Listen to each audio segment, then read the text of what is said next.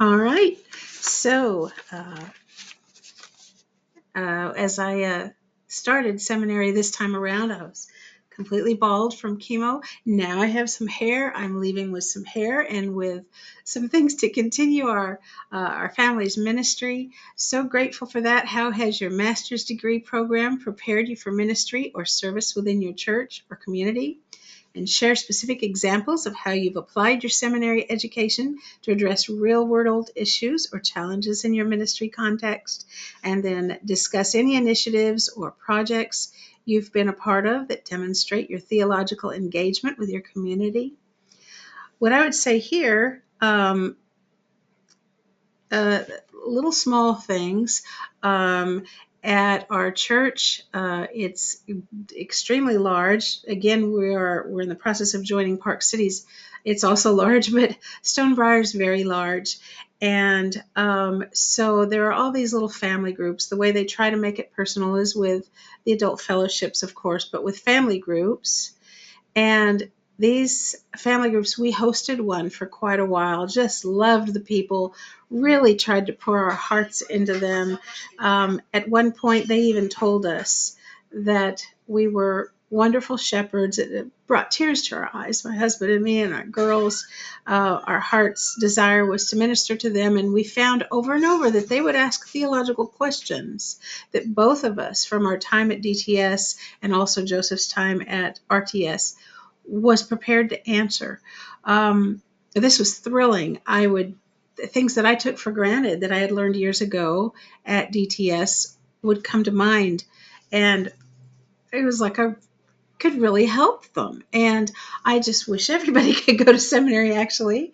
Um, then, with homeschooling our girls, there have been many questions through the years that I was able to answer that I think the average mother, my mother was very Christian, loved the Lord, wanted to obey Him, a beautiful Christian lady.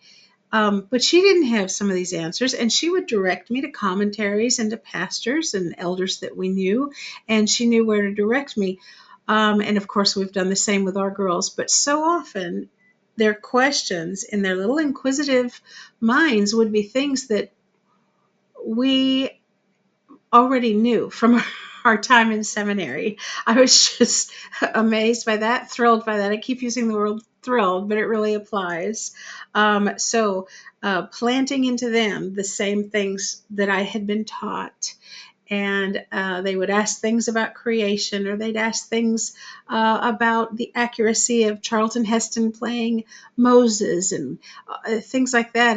And we could point them to the scriptures in a way that I think I wouldn't have been able to had it not been for Dallas Theological Seminary and those beloved professors.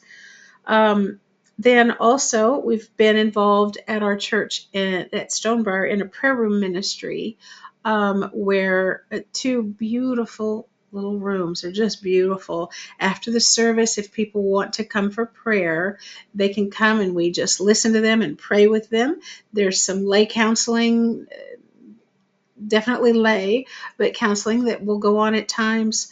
And so often, especially when people would be struggling with some kind of theological question, the Lord would just bring to mind miraculously things I had been taught in the training that I'd had previously.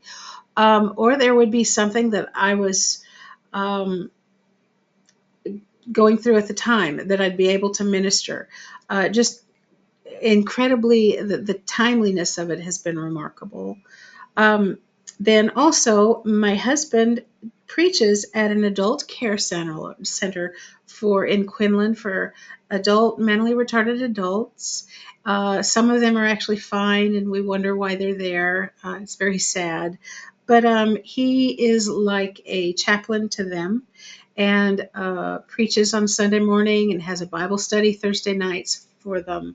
And my goal, I have done a tiny bit of this. I love them. They're just precious. They're like grown-up kids. Um, there are several women who are all there mentally. They might have a little something wrong, but they seem to really know the Lord, and they want to grow spiritually. And so I've been able to help just a little bit with that. Not a whole lot because of all that has occurred with my health, but that's all been lifting, and all the side effects from chemo and radiation are gradually lifting. So my hope is to be able to start going back with my husband again, and then have my own specific ministry to these girls. There's about I think about 6 or 7 women, and they're in desperate need of good Bible teaching, even on their level, even if mentally they're not 100% like all of us think that we are, whether we are or not.